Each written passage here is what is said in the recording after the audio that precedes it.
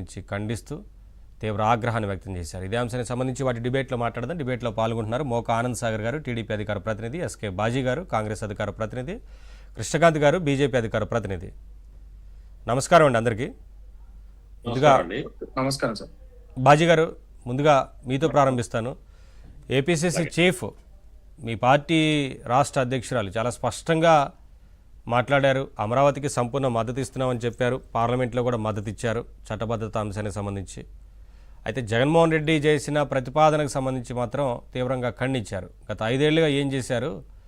రాజధాని అంశంలో ఒక్క ఇటుక కూడా పేర్చకుండా, అభివృద్ధికి సంబంధించి ఆలోచించకుండా ఇవాళ మరో కొత్త ప్రతిపాదన పేరుతో వస్తున్నారు. జగన్ పేరులో గన్ను తీసుకొచ్చి ఇక్కడ మావిగన్ను అంటున్నారు. మరి పులివెందుల్లో కూడా అవి గొడ్డలేని పెట్టండి సరిపోతుంది అవినాష్ రెడ్డి పేరుతోని, ఆ ప్రతిపాదన ఎందుకు చేయట్లేదని అంటూ ఇవాళ షర్మిల గారు తీవ్రంగా ఆగ్రహాన్ని వ్యక్తం చేశారు, ఖండించారు వారి ప్రతిపాదన కూడా. ఏం చెప్తారు సార్? ముందుగా నవీన్ గారు, మీకు ప్యానెల్లో ఉన్న పెద్దలందరికీ కూడా, మన ఛానల్ వీక్షకులకి అందరికీ నమస్కారం. ఇప్పుడు కాంగ్రెస్ పార్టీ మొట్టమొదటి నుంచి కూడా అమరావతికి పూర్తి మద్దతుని ప్రకటించిన సంగతి అంత తెలిసిందే. ఈరోజు అమరావతిని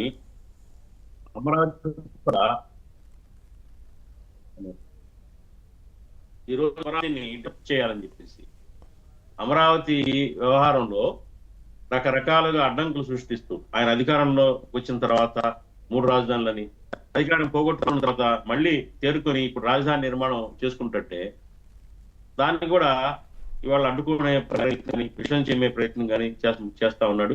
దానిలో భాగమే ఇవాళ పార్లమెంటులో చట్టం అయిన తర్వాత కూడా అది ఓర్చుకోలేక ఈ కొత్త విచిత్రమైన పేర్లతోటి ఆ ఊర్లో నుంచి ఒక పేరు, ఈ ఊర్లో నుంచి ఒక పేరు అని చెప్పేసి చేస్తా వచ్చాడు ఆయన. దీన్ని ఇప్పుడు ఇవాళ మేము మద్దతు ఇవ్వటమే కాదు, కాంగ్రెస్ పార్టీగా ఇలాంటి అడ్డంకులు సృష్టించే వాళ్ళ పట్ల కూడా మేము అప్రమత్తంగా ఉండి మేము అడ్డుకోవడం కూడా జరుగుతుంది కాంగ్రెస్ పార్టీ నుంచి.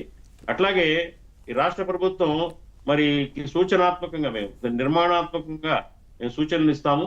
ఎట్లా రాజధాని విషయంలో మాకు తగిన తోడ్పాటుని ఇస్తాం. అదే మా మేడం గారు, షర్మిల మేడం గారు చెప్పడం జరిగింది. మేము తోడ్పాటుని ఇస్తాం అవసరమైతే. అలాగే అడ్డుకునే వాళ్ళని కూడా మేము ఊరుకోం, సహించాం అడ్డుకున్నా కానీ. ఎందుకంటే ఒక రాష్ట్రానికి రాజధాని చాలా అవసరం. రాజధాని లేని రాష్ట్రం అంటే అది అభివృద్ధికి నోచుకోదు అది. ఎందుకంటే ఎవరైనా కానీ ఇప్పుడు కొత్త రాష్ట్రం ఇది, 0 నుంచి స్టార్ట్ చేసే పరిస్థితుల్లో ఒక రాజధాని అంటే 4 బిల్డింగులో, లేకపోతే అధికార నివాసాలు, లేకపోతే ఇదో కాదండి. ఒక నగరం నిర్మించాలి.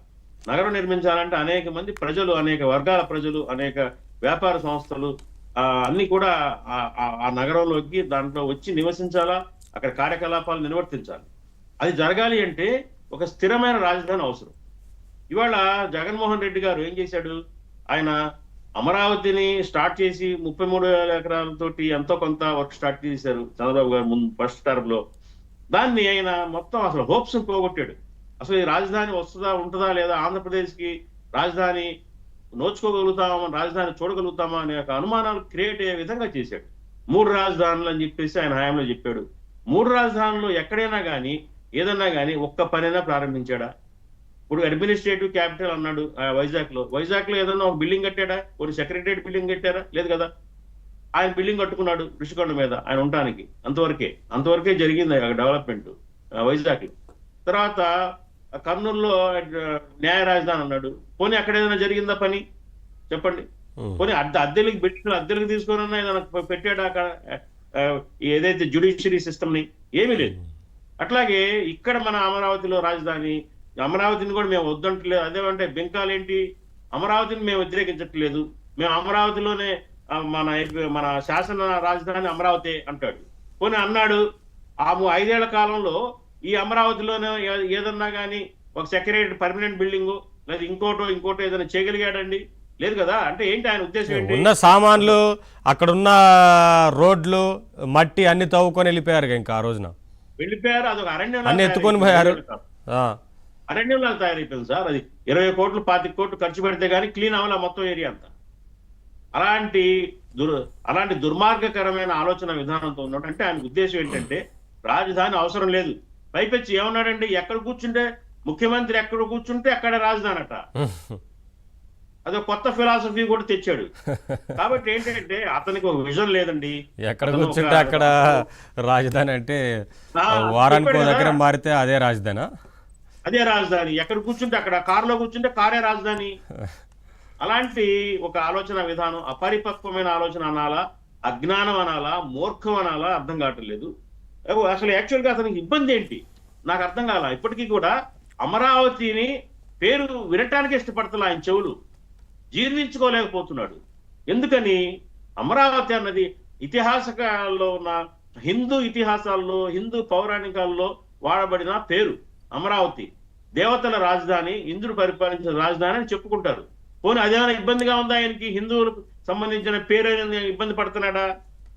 లేకపోతే అక్కడ పొలాలు గిలాలు వీళ్ళ చేతుల్లో లేవు, కొనుక్కోలేకపోయాము, మనం మన అనే ఆ ఇబ్బంది ఏమన్నా ఉందా? లేదా ముందు వద్దన్నాను కాబట్టి ఇప్పుడు ఒప్పుకుంటే అదే అహమాట వస్తుందా? ఏదో ఒకటి చెప్పాలి కదా. అసలు ఆ పేరు విన్నారా? ఆయన ప్రతిపాదించిన పేరు చూడండి ఎలా ఉందో. మావిగన్నో కాదు నవీన్ గారు, ఆయన ప్రతిపాదించిన గన్నో మావిగన్నో ఆల్మోస్ట్ రాజధాని సిఆర్డిఏ పరిధిలోనే ఉంది, ఒక మచిలీపట్నం తప్ప. ఆ మచిలీపట్నం కూడా ఏముంది, తర్వాత యాడ్ అయిపోతుంది. పోర్ట్ డెవలప్ అయిన తర్వాత ఆటోమేటిక్ గా అది రాజధాని కిందే పరిగణించబడుద్ది. మీ పోర్ట్ యాక్టివిటీ పెరిగి, ఎక్స్పోర్ట్స్ పెరిగి, అక్కడ నుంచి రవాణా వ్యవస్థ పెరిగిన తర్వాత అక్కడ ఒక పెద్ద టౌన్షిప్ అవుతుంది. ఈ మాత్రం కూడా ఇంగిత జ్ఞానం లేకుండా ఏదో ఒక డైవర్షన్. ఏమీ లేదండి. ఇక్కడ ప్రభుత్వాన్ని అస్థిరపరచాలి, ప్రభుత్వ యాక్టివిటీస్ సాగనీయకూడదు, ఇక్కడ డెవలప్మెంట్ కనపడకూడదు, ఇన్వెస్టర్స్ ఎవడు రాకూడదు, ఇంకా రాజధాని పట్ల ఒక భయాందోళనల్ని వెదజల్లటం, విస్తరించడమే అతని లక్ష్యంగా పనిచేస్తా ఉన్నాడు తప్ప దీంట్లో ఆయన ఆలోచన విధానం లేదు. ఇదే ఎజెండా ఆయనకి. రేపు 2029 వరకు దీన్నే సాగదీస్తూ అమరావతి అంటే అవినీతి, అమరావతి అంటే అక్రమాలు జరిగినాయి, కమిషన్లతోటి బిల్డింగ్లు అయి కడతా ఉన్నారు, సంక్షేమ పథకాలు పోయినాయి, సంక్షేమ పథకాలు డబ్బు లేదు, 2 లక్షల కోట్లు ఇక్కడే పెడుతున్నారు. ఈ ప్రచారంతో రాబోయే రోజుల్లో అతను రోడ్ల మీదకి రాబోతున్నాడు. అలాగే ఆ ఎంపీ ఈ 200 ఎకరాలు కొన్నాడు, ఈ ఎమ్మెల్యే 1000 ఎకరాలు ఉంది అని ఆ డాక్యుమెంట్స్ ఏవో తీసుకొచ్చి జనంలో చూపించుకుంటా ఒక దుష్ప్రచారంతో వెళ్ళాలన్న ప్రధానమైన ఎజెండా తోటి అతను దిశానిర్దేశం చేస్తా ఉన్నాడు. ఎందుకంటే ఏదో సరదాగా మావిగా అన్నాడు అనుకున్న తొలి రోజు, కానీ దాన్ని ఎస్టాబ్లిష్ చేసే ప్రయత్నం చేస్తున్నారు. జనంలోకి వెళ్ళి ఇదే కరెక్ట్ అని 100 సార్లు చెప్పి అది నిజమని నమ్మించే ప్రయత్నం చేస్తా ఉన్నారు. కాబట్టి దీన్ని అడ్డుకోవాల్సిన అవసరం ఉంది. నేను ఒకటే చెప్తున్నాను, అతను ఓడిపోవడానికి ప్రధానమైన కారణాల్లో ఒక ప్రధానమైన కారణం రాజధాని అమరావతిని వ్యతిరేకించి 3 ముక్కలాట ఆడటమే. అది ఇప్పటికే వాళ్ళు గ్రహించలా. మళ్ళీ అదే అమరావతిని టచ్ చేసి, మళ్ళీ అదే అమరావతిని డిస్టర్బ్ చేసి వీళ్ళు ఎన్నికల్లోకి వెళ్ళాలనుకుంటా ఉన్నారు. కాబట్టి మళ్ళీ వీళ్ళకి ఆ 11 సీట్లు కూడా చేతిలో నుంచి వెళ్ళిపోవడం ఖాయం. అంతేకాదండి, ప్రజలు తరిగి కొడతారు వీళ్ళని. వీళ్ళు ఇళ్ళకి వెళ్తే, గ్రామాల్లోకి వెళ్తే రాజధాని లేకుండా చేసావు, మళ్ళీ అడ్డుకుంటున్నావు, ఈ విషయం చెప్పటం ఏంటని మళ్ళీ తరిగి కొడతారు. కాబట్టి ఏంటంటే నేను ఒకటే చెప్తున్నాను, ఈ కూటమి ప్రభుత్వానికి చాలా క్లారిటీగా ఉండాలి. ఇట్లాంటి దుర్మార్గమైన ఆలోచనలు అడ్డుకోవాలి. అట్లాగే ఏం చేస్తున్నారు, ఏం కడుతున్నారు, ఎంత బడ్జెట్ లో కట్టారు, ఎన్ని ఎకరాల్లో కట్టారు, అట్లాగే ఇంకా భవిష్యత్ ప్రణాళికలు ఏంటి, ఇంకా అవన్నీ కూడా క్లారిటీగా ప్రజల ముందు చెప్పాలా, ప్రజలకు అందుబాటులో ఉండేటట్టు పారదర్శకంగా ఉండాలా. ఏదైతే అవినీతి జరుగుతుంది కన్స్ట్రక్షన్స్ లో అని అతను ఆరోపిస్తున్నాడో ఆ అవినీతి జరగటం లేదు, అంతా ట్రాన్స్పరెన్సీ గా ఉంది అనే విధంగా ప్రజలకు తెలియజేయాలి ఎప్పటికప్పుడు. రెండో పాయింట్ ఏంటంటే ఇన్సైడర్ ట్రేడింగ్ జరిగింది, ఈ 100 ఎకరాలు పలానా వాళ్ళ ఎమ్మెల్యేల చేతుల్లో ఉన్నాయి, వీళ్ళు కొన్నారు వాళ్ళు కొన్నారు అనే ప్రచారంతో ఆ దస్తావేజులతో కూడా బయటకు వచ్చే అవకాశం ఉంది. దాన్ని కూడా ఎదుర్కోవాలని సిద్ధంగా ఉండాలి. ఎందుకంటే ఎందుకు చెప్తారంటే నేను టీడీపీ ప్రభుత్వాన్ని ఎన్డీఏ ప్రభుత్వానికి వకాల్తాగా చెప్పటంలా. నేను ఎందుకు చెప్తున్నానంటే రాష్ట్ర అభివృద్ధి అవసరం. మేము కాంగ్రెస్ పార్టీ అయినా కానీ నిర్మాణాత్మకమైన ప్రతిపక్షంగా, మాకు సీట్లు లేకపోయినా, మేము రాష్ట్రంలో గెలవకపోయినా కానీ మేము ఒక నిర్మాణాత్మకమైన నేషనల్ లెవెల్లో ఉన్న ప్రతిపక్ష పార్టీగా మేము నిర్మాణాత్మకమైన ప్రతిపక్ష పాత్ర పోషిస్తాము. ఏదైతే రాజధాని తలమానికంగా ఉండేటట్టుగా ఈ రాష్ట్రానికి రాజధాని అనేది ఒక ఆదర్శవంతంగా అందరూ కూడా మెచ్చుకునే విధంగా రాజధాని నిర్మాణం చేసేందుకు మేము తోడ్పాటు ఇస్తాము. దానికి అడ్డుకునే వాళ్ళని కూడా మేము ఎదుర్కొంటాం కాంగ్రెస్ పార్టీగా. అట్లాగే మేము గవర్నమెంట్ కి ఏదైతే వాళ్ళు మిస్టేక్స్ చేసినా, తప్పులు చేస్తున్నా గానీ మేము నిర్మాణాత్మక చెబుతాం, ఇది కరెక్ట్ కాదు, ఇలా వెళ్ళండి అని చెప్పేసి. ఇంకొక పాయింట్ ఏంటంటే కరెక్ట్ సార్, మాట్లాడదాం సార్. ప్రభుత్వం కూడా చాలా స్పష్టంగా 2 లక్షల 2 లక్షల కోట్లు 2 లక్షల కోట్ల అంశానికి వస్తే 2 లక్షల కోట్లు ఇవాళకి ఇవాళ అవధి ఓవర్ ది పీరియడ్ ఈ రాజధాని టోటల్ రూపం రావడానికి 10 నుంచి 12 సంవత్సరాల దాకా పడుతుంది ఒక స్వరూపం మనకు కనపడటానికి. ఆ ఓవర్ ది పీరియడ్ 2 లక్షల కోట్లు ఖర్చు అవ్వచ్చు గాక ఇవాళకి ఇవాళ 2 లక్షల కోట్లు అక్కర్లా. ఇవాళ మెయిన్ ఏదైతే మనం అనుకున్నామో అసెంబ్లీకి కానివ్వండి, అట్లాగే ఈ సెక్రటరియట్ బిల్డింగ్స్ చాలా క్లియర్ గా చెప్పారు కదా సార్, సెల్ఫ్ ఫైనాన్సింగ్ ప్రాజెక్ట్ అని. ఇవి మాక్సిమం ఒక 20,000 కోట్లతోటి ఈ ప్రధాన పరిపాలనా విభాగాలు పూర్తి అయిపోతాయి. తర్వాత ఆటోమేటిక్ గా ఏదైతే రైతులకు అప్పచెప్పిన ప్లాట్లు చేతులు మారిపోయి చాలా రకంగా అది టౌన్షిప్ డెవలప్ అవుతుంది. డెఫినెట్ గా మనుషులు, అదే నేను చెప్తున్నాను, ఏదైతే ప్రధాన రాష్ట్రంలో నుంచి ఏదైతే మొత్తం ఏ ప్రాంతం నుంచి వచ్చినా కానీ రాజధాని ప్రాంతంలోకి పౌర రవాణా వ్యవస్థని బాగా ఎస్టాబ్లిష్ చేయాల్సిన అవసరం ఉంది. జనం వెళ్ళాలి, దాంట్లోకి జనం పనులు చేయించుకోవాలి, జనం వెళ్ళి ప్రజలు నివసించే విధమైన సదుపాయాలు రాజధాని ప్రాంతం ఏర్పాటు చేస్తే డెఫినెట్ గా అది ఒక 10 ఏళ్ళు కాకపోయినా ఒక 6-7 ఏళ్లలోనే ఒక రూపం కనపడుతుంది. చక్కగా మనం ఆశించిన విధంగా కనపడుతుంది. ఇంకోటి ఏంటంటే నేను ఒక సెంటెన్స్ చెప్పి ముగిస్తాను.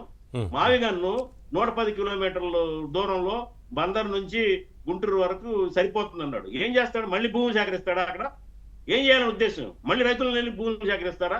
ఎవరిస్తాడు భూములు?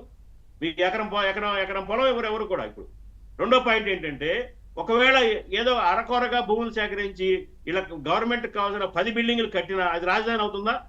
రాజధాని అంటే ఏంటి? ఒక డిజైన్డ్ సిటీగా, ఒక చక్కటి ప్లానింగ్ తోటి ఎక్కడ ఉండాలి, ప్రభుత్వ విభాగాలు ఎక్కడ ఉండాలి, కమర్షియల్ విభాగాలు ఎక్కడ ఉండాలి, పౌర నివాసాలు ఎక్కడ ఉండాలి, అట్లాగే ఎడ్యుకేషన్ సిస్టమ్ ఎలా ఉండాలి, ఒక డిజైన్డ్ గా తయారు చేశారు. అలా దాన్ని రాజధాని అంటాం. విశాలమైన రోడ్లు, విశాలమైన ఏర్పాట్లు, చాలా అంశాలు ఉన్నాయి సార్. బాజీ గారు మాట్లాడదాం, మనకి ఏంటంటే సమయం. టెక్నాలజీ తోటి క్యాపిటల్ సిటీ డెవలప్ అవుతుంది. అంతేగాని ఏదో ఓల్డ్ సిటీలో లాగా, పురాతన నగరాల లాగా ఇరుగిరుగు సందుల్లో రాజధాని అవుతుందా? ఏదన్నా మనం యాక్సెప్ట్ చేయగలుగుతామా చెప్పండి? కాబట్టి మేము టోటల్ గా ఈ కొత్త రాజధానికి, అట్లా విశాలమైన విలాసవంతమైన రాజధానికి మేము కాంగ్రెస్ పార్టీ నుంచి టోటల్ మద్దతు ఇస్తున్నామండి. బాజీ గారు, కాంగ్రెస్ పార్టీ ముందు నుంచి కూడా మద్దతు ఇస్తా వస్తుంది, ఇప్పుడు కూడా ఇస్తామని చెప్పారు. అలాగే పార్లమెంట్ లో చట్టబద్ధత అంశానికి సంబంధించి కూడా మద్దతు ఇచ్చింది కాంగ్రెస్ పార్టీ, చాలా క్లియర్, అందులో ఏం డౌట్ లేదు. ఆనంద్ సార్ గారు మీరేం చెప్తారు సార్? షర్మిల గారు చాలా స్పష్టంగా